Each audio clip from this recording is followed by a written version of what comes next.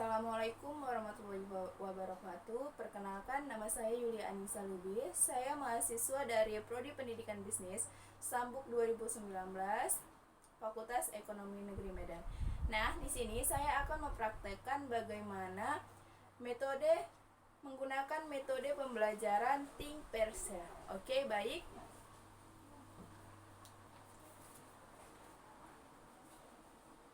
Assalamualaikum anak-anak. Selamat pagi. Syukur.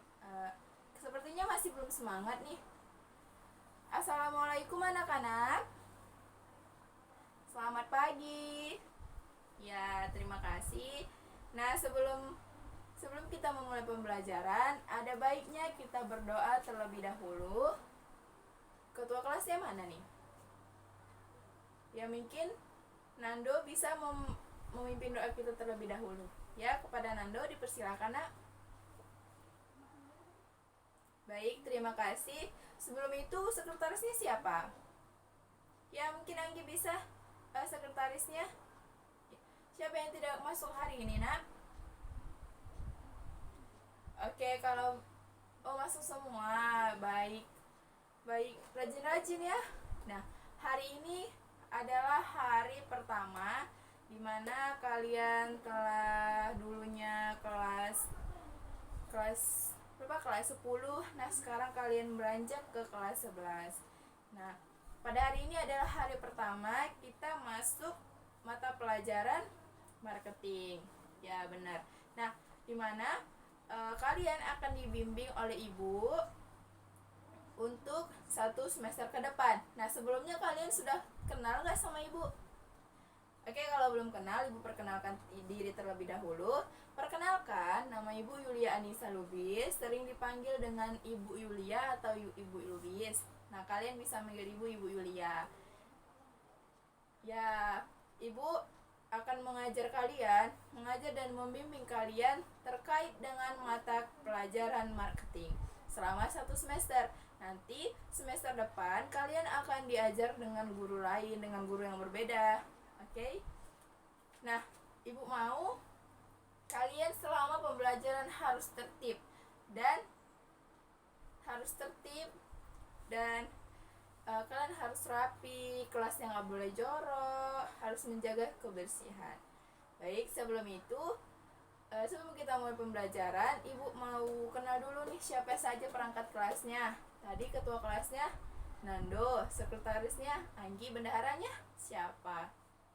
Oh ya, siapa bendaharanya? Asma. Oke, baik. Nah, di sini kan kita sudah berkenalan. Nah, kita akan memulai pembelajaran kita pada hari ini. Buka buku kalian pada bab 1 materi 1, yaitu terkait dengan pasar. Nah, kalau kita berbicara tentang pasar, apa sih yang ada di benak kalian kalau kita berbicara tentang pasar? Yuk, siapa yang bisa menjawab? Ya, benar sekali, Nak. Nah, kalau kita berbicara pasar kan kita selalu langsung terbesit. Oh iya, pajak. Nah, mungkin kan anak-anak Ibu selalu sering ikut dengan orang tuanya berbelanja ke pasar. Nah, di sini kita akan membahas tentang pengertian pasar. Nah, sebelum itu, Ibu akan menjelaskan tujuan pembelajaran kita pada hari ini apa. Tujuan pembelajaran kita pada hari ini yaitu yang pertama itu siswa mampu menjelaskan pengertian pasar. Yang kedua, siswa mampu menjelaskan macam-macam pasar. Yang ketiga yaitu siswa mampu menjelaskan struktur dari pasar. Oke, sampai di sini ada yang ingin bertanya? Ya, baik sekali. Ya, metode pembelajaran yang Ibu gunakan yaitu ceramah, dan Ibu akan menggunakan metode pembelajaran Think Pair Share. Nah, apa sih, Bu, maksud dari metode pembelajaran Think Pair Share itu? Nah, di sini Ibu akan jelasin.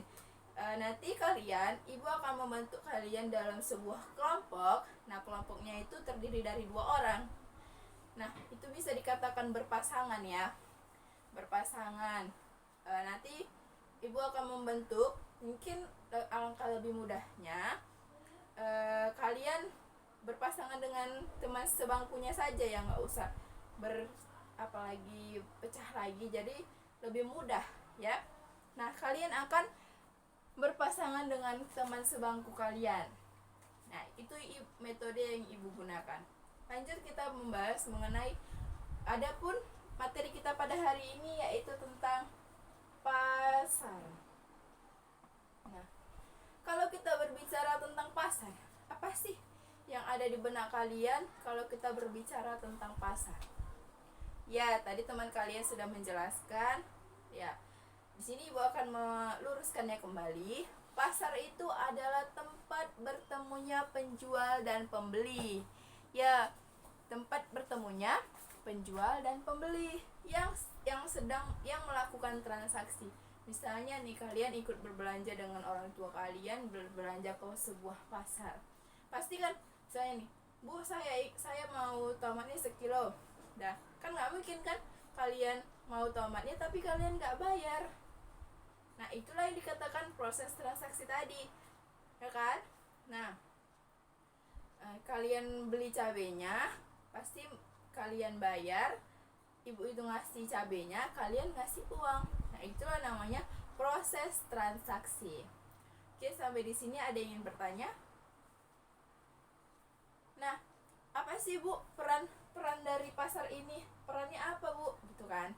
Nah, perannya itu untuk mempertemukan antara penjual dan pembeli di sebuah pasar untuk memenuhi kebutuhan si pembeli. Itu tujuannya, peran utama bagi pasar, tujuan utama pasar. Nah, apa sih Bu perannya bagi masyarakat? Ya itu tadi, untuk mempertemukan antara penjual dan pembeli mempertemukan penjual dan pembeli untuk memenuhi kebutuhan si pembeli tadi, ya kan? Nah, biasanya kalau kita ke pasar, biasanya kita ngapain di pasar itu? Kita ngapain? Yang pastinya membeli kebutuhan pokok seperti sayuran, buah-buahan, beras, minyak, ikan, dan lain sebagainya. Itulah yang ada di pasar. Kemudian kita akan membahas mengenai macam-macam pasar. Nah, Bu, apa saja Bu macam-macam pasar? Nah, di sini ibu ingin kalian bekerja secara berkelompok. Kalian mencari apa saja macam-macam pasar.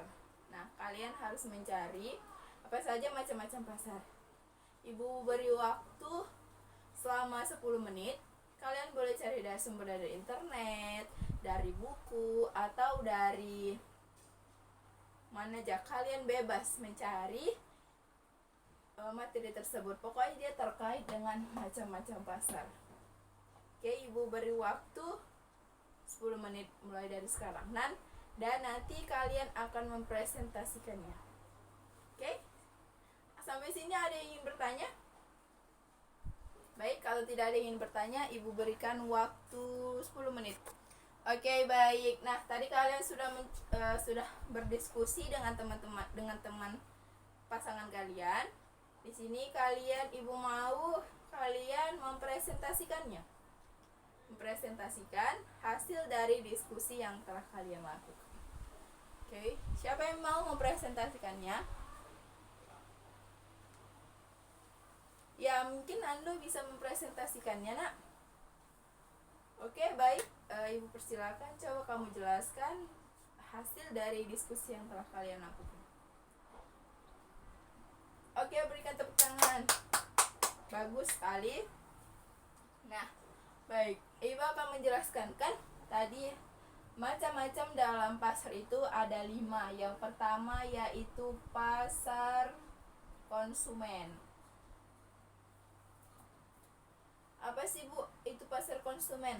Nah, pasar konsumen itu pasar yang dia pasarnya itu menjual barang dan jasa yang digunakan untuk kepentingan pribadi.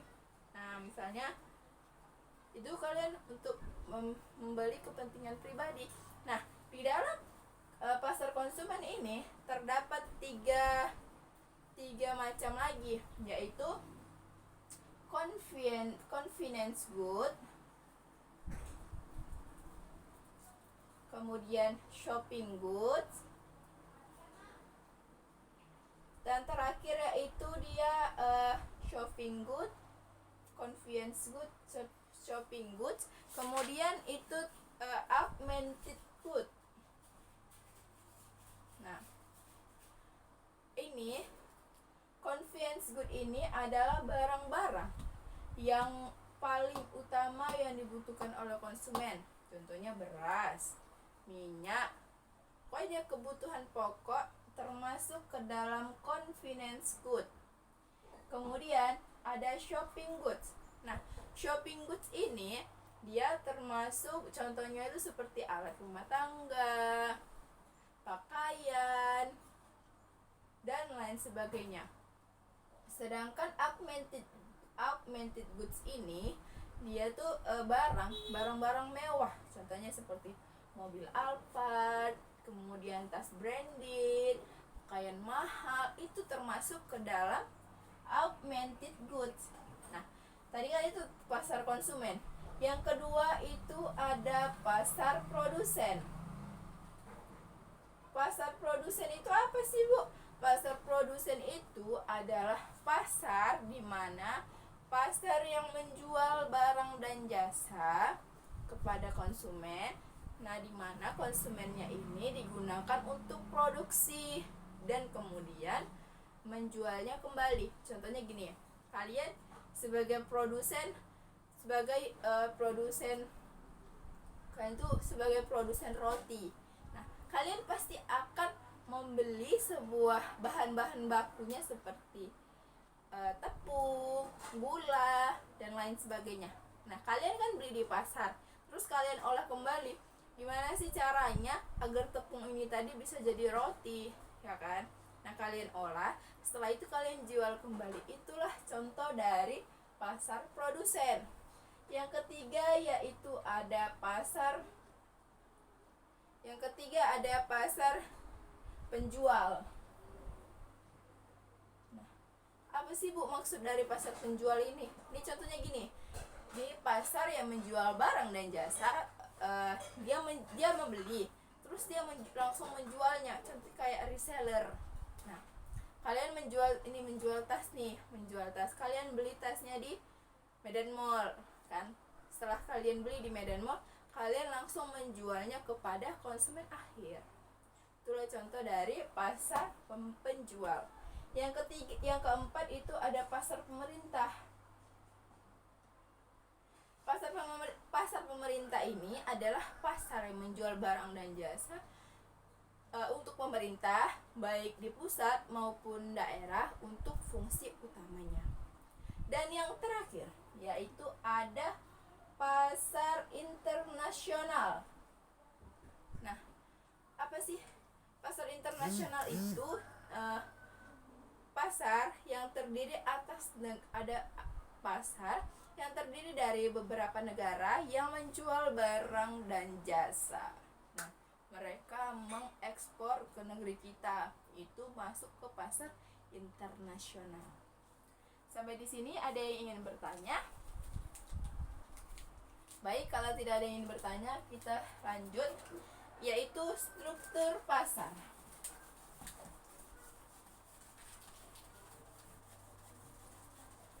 Nah, kita akan belajar mengenai struktur pasar.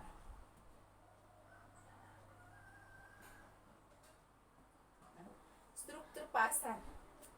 Di dalam struktur pasar ini terdapat dua macam pasar. Yang pertama yaitu pasar persaingan sempurna, dan yang kedua pasar persaingan tidak sempurna. Nah, pasar persaingan maksud apa sih pengertian dari pasar persaingan sempurna? Ayo, siapa yang bisa menjelaskan kepada ibu dan teman-temannya apa itu pasar persaingan sempurna. Pasar persaingan sempurna itu apa? Oke, baik, kalau tidak ada yang tidak tahu, oke, baik, Ibu akan jelaskan. Pasar persaingan sempurna yaitu pasar yang terdiri dari beberapa penjual dan beberapa pembeli, sehingga penjual dan pembeli tidak dapat mempengaruhi harga pasar. Kenapa Bu dikatakan dia beberapa penjual dan beberapa pembeli? Nah, contohnya itu seperti kayak di pasar tuh, kayak di pasar tradisional, seperti di pasar tradisional maupun pasar modern. Nah, di situ kan banyak penjual menjual barang yang sama dan banyak pembeli. Jadi si penjual tadi nggak bisa membeda-bedakan harganya. Misalnya nih kan, cabai di sini harganya sekian, di sana sekian. Nah, di situ mungkin ada perbedaan. Namun nggak separah, pokoknya harganya tidak mempengaruhi harga pasar. Dan yang kedua yaitu pasar persaingan tidak sempurna. Di dalam pasar persaingan tidak sempurna ini terdapat 3 macam. Yang pertama yaitu pasar monopoli. Yang kedua, pasar monopolistik. Dan yang ketiga, pasar oligopoli. Nah, Bu, coba apa sih Bu maksud dari pasar monopoli? Nah, pasar monopoli itu pasar yang terdiri dari satu penjual dan beberapa pembeli. Bu, kenapa dikatakan dia hanya satu penjual dan pembeli? Ya, karena kan contohnya itu seperti PT Pertamina dan PT KAI, kereta api. Nah, ada nggak di Indonesia ini Pertamina lain namanya yang berbeda gitu? Nggak ada kan?